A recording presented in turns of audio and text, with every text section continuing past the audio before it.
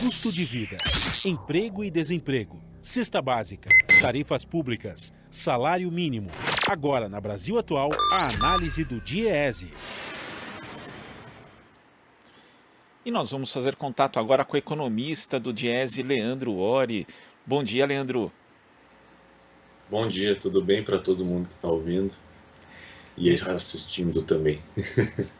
Leandro, nessa semana o DIEESE lançou uma nota técnica a respeito da inclusão no mercado de trabalho e a pessoa com deficiência. E a gente sabe que nesse aspecto, né, nesse campo houve muitos avanços, né, inclusive que são destacados ali na nota técnica, em especial depois da Constituição de 1988, mas eles vão até 2016 e depois a gente passa por uma fase de estagnação, inclusive de retrocesso mesmo. Quais os principais riscos que você vê hoje para a inclusão da pessoa com deficiência no mercado de trabalho brasileiro? De fato, você teve um avanço em todo o que você diz, o aparato, né, de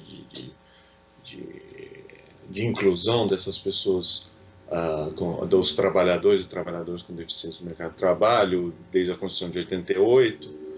Você teve, eu diria, como auge ali um processo de construção de construção de um organismo de leis que permitisse uma inclusão adequada pela LBI, né, a Lei Brasileira de Inclusão, em 2015.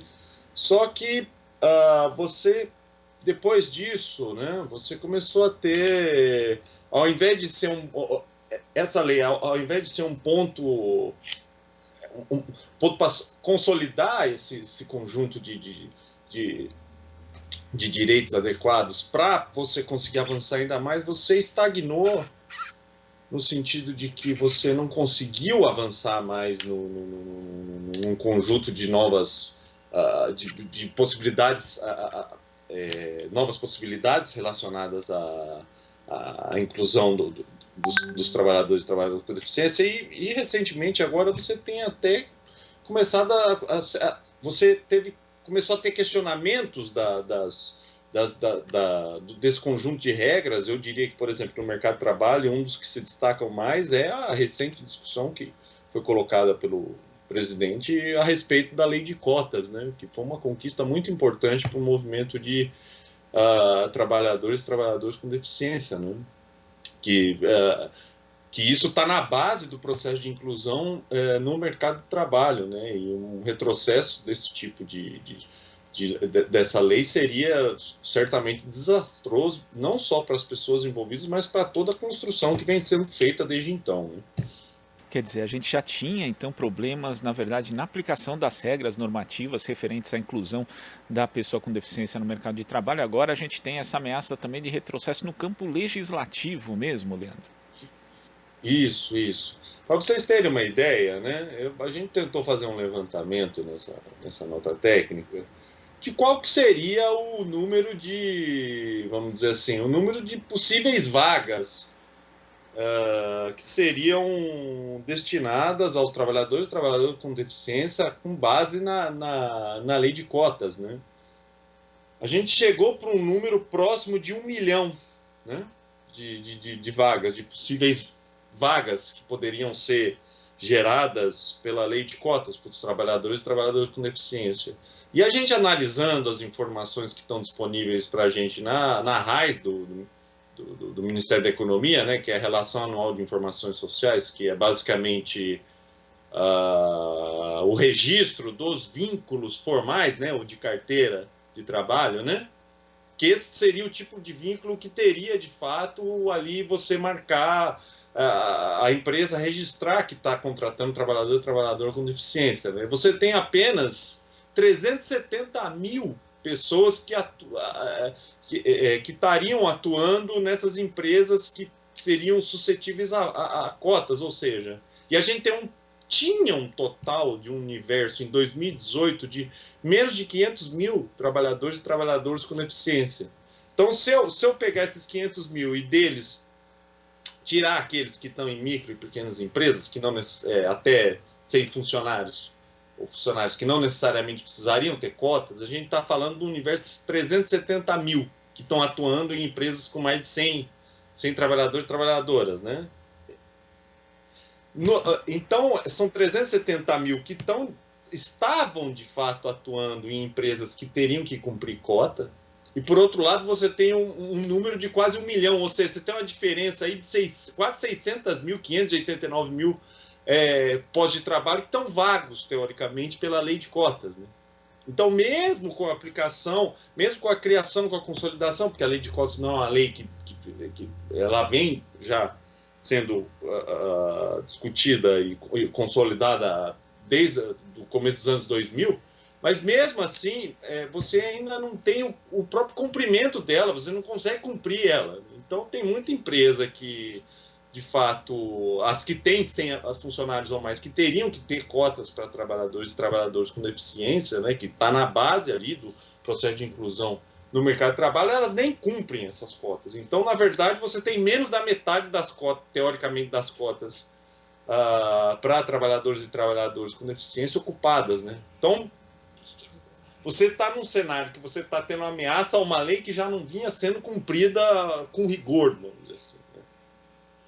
Agora, em relação aos impactos da pandemia para a pessoa com deficiência no mercado de trabalho, né? A gente analisa aqui, vendo a nota técnica, Leandro, que já existiu uma queda do mercado de trabalho formal para esses trabalhadores que ocorria de forma anterior à pandemia, né? Que se iniciou ali em janeiro e vai até agosto de 2020, enquanto no mercado formal existe uma queda mais acentuada, na verdade, em março, quer dizer, depois, e também existe uma leve retomada a partir de julho. Os impactos da pandemia foram mais severos também para o trabalhador com deficiência, Leandro?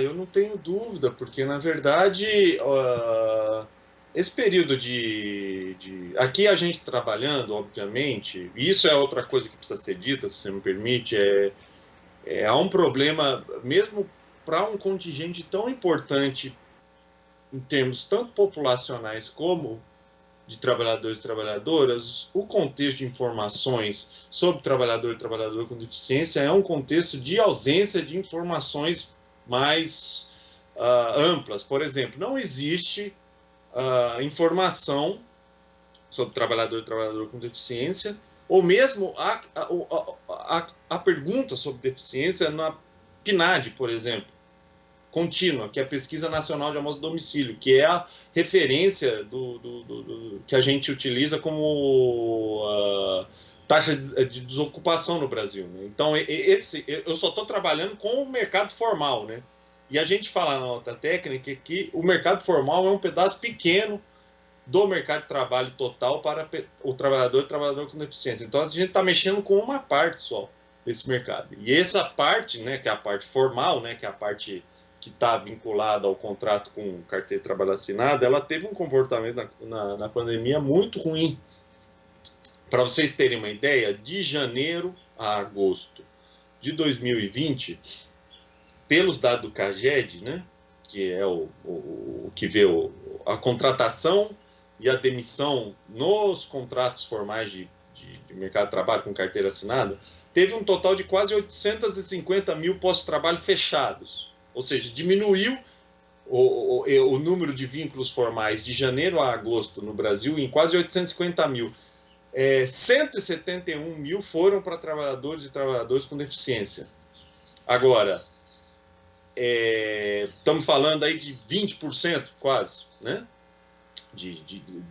Do total de vagas formais, de vínculos formais que diminuiu no mercado de trabalho brasileiro, quase 20% seriam trabalhadores e trabalhadoras com deficiência. Agora, se vocês lembrarem lá quanto eu falei que era, se for lembrado quanto que era o total desses trabalhadores em 2018, era pouco mais de 500 mil, né? E a gente está falando de um total de vínculos de trabalhadores e trabalhadoras, o total, o formal, que a gente fala, né? O total de vínculos na economia era mais de 40 milhões, era aproximadamente 40 milhões, ou seja, o tamanho do mercado de trabalho formal para os trabalhadores e trabalhadoras com deficiência em relação ao total de vínculos, ele era pequeno, né? Ele estava representando ali 1%. Só que na pandemia ele representou quase 20% dos vínculos fechados, né? Ou seja, a crise foi muito mais acentuada para os trabalhadores e trabalhadoras com deficiência do que no mercado de trabalho formal em geral, que já foi expressivo, né? Ou seja, então a gente está falando que as empresas elas desligaram muito mais que elas contrataram, né? Elas mandaram embora 216 mil trabalhadores e trabalhadoras com deficiência e contrataram só 40 mil. Então, essa diferença de 176 mil foram pessoas que saíram e não voltaram. Então, num momento que você está numa extrema fragilidade social, numa crise econômica e, obviamente, uma crise sanitária sem precedentes, né? Isso a gente não precisa nem dizer, né? Porque a gente está sentindo na pele. As empresas, como você mesmo falou, já lá em janeiro já estavam mirando os trabalhadores e trabalhadoras com deficiência, já estavam desligando essas pessoas muito mais do que contratando, ou seja, no geral o comportamento das empresas era de expulsão desses trabalhadores e trabalhadoras, e na pandemia permaneceu, né? Eu acho que inclusive é uma coisa para se discutir em relação a muitas empresas que inclusive fazem propaganda sobre responsabilidade social, esse tipo de coisa, e eles miraram ali todos os trabalhadores, mas no cômputo geral do mercado de trabalho, eles miraram bem especificamente também os trabalhadores e trabalhadoras com deficiências. Então, a pandemia foi muito mais severa do ponto de vista do mercado de trabalho para os trabalhadores e trabalhadoras com deficiência do que para o geral do mercado de trabalho. Agora, Leandro, falando justamente desse papel das empresas e também do setor público, né? Analisando aqui um dos gráficos da nota técnica da distribuição das pessoas em idade produtiva, né, de 20 a 59 anos que têm deficiência, 46,7% tem deficiência visual. Mas quando a gente vai ver, por exemplo, a distribuição dos vínculos formais de trabalhadores por tipo de deficiência, os deficientes visuais eles representam só 15,3% das pessoas que estão empregadas ali no mercado formal. Existe uma resistência das empresas e também do setor público em adaptar, na verdade, a estrutura do trabalho a todo tipo de deficiência, Leandro? Eu acho que, na verdade, a gente tem que analisar a coisa pelo seguinte prisma, né? Que desde assim, do começo da nossa conversa, a gente fez um preâmbulo bem interessante, que é a questão da conquista de direito, a conquista de espaço, a conquista por uma inclusão que seja a que proporcione, que encerre essa visão que ela teve um ganho muito importante, como foi falado na Constituição de 88, que é essa questão assistencialista e focar na questão da inclusão propriamente dita. Permitir às pessoas que tenham uma inclusão, tenham independência e tenham controle da sua vida. Para isso, você precisa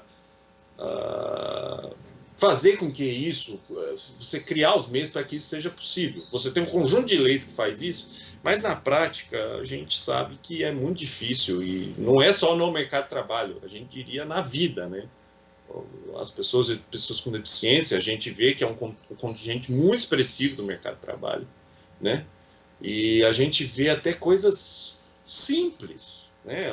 Uma pessoa, por exemplo, que ela tem ela precisa de uma cadeira de roda, por exemplo, ela não consegue andar na rua, porque as calçadas são completamente desniveladas, a pessoa não consegue entrar num ônibus, tem uma dificuldade de acessar um transporte coletivo, né? E isso a gente está falando num plano mais geral. Então, se você analisa sobre esse prisma, de que mesmo com um conjunto de leis muito expressivo e muito importante para garantir a inclusão social e econômica das pessoas com deficiência, na prática você não vê o cumprimento delas nas coisas mais simples. O que dirá quando a gente observa no mercado de trabalho, né? Que eu não vou dizer, obviamente, que é uma questão generalizada, mas de fato há uma cultura no Brasil de analisar o trabalhador e a trabalhadora como um custo. Ela me gera custo. E nesse sentido, como a gente tem essa ótica ainda muito presente, né? Se você vai para o trabalhador e trabalhadora com deficiência, que mesmo com o amparo legal de que ela tem que ter um acesso aos lugares, tem que ter uma adaptação ao seu local de trabalho, e ela tem uma lei de cotas para ser cumprida, a gente vê que há uma dificuldade extrema para se cumprir isso, né? Então, muitas empresas, eu acho que isso inclusive explica porque as empresas não têm tem quase 600 mil postos de trabalho sobrando ali para trabalhador e trabalhador com deficiência, porque as empresas simplesmente não querem se comprometer vamos dizer assim, o conjunto de empresas não querem se comprometer porque vem essa discussão como custo. Ela já vê o trabalhador como um custo e ela vê o trabalhador com deficiência como um custo ainda maior, mesmo com um conjunto de leis e um conjunto de direitos garantindo que, de forma alguma, deva ser observado dessa forma, né? Então, eu diria que há uma cultura ainda muito difícil de ser combatida na gestão de pessoas, que é observar trabalhador e trabalhador como custo, né? Como pessoa que onera a empresa, e nesse sentido, se você tem uma lógica desse tipo, o trabalhador e trabalhador com deficiência, ela se encaixa nisso, e daí você tem uma dificuldade adicional, né? Então, eu acho que parte muito de uma cultura empresarial que pode não ser exceção do Brasil, pode acontecer em outros lugares, a gente sabe que é um movimento de luta no mundo, né, só no Brasil, mas ela existe no Brasil. Pode não ser exclusividade do Brasil, mas ela existe, né? Então eu acho que isso é um dos principais desafios que deve ser superado, e de fato por isso que é um movimento sempre de idas e vindas, né? A gente não pode nunca esmorecer em relação à luta por direitos, né, nesse sentido. Sem dúvida, Leandro, queria agradecer a sua participação aqui no Jornal Brasil Atual e até a próxima. Obrigado, um abraço para todo mundo aí que ouviu a gente. Abraço. Obrigado. Conversamos aqui com o economista do Diese, Leandro Ori.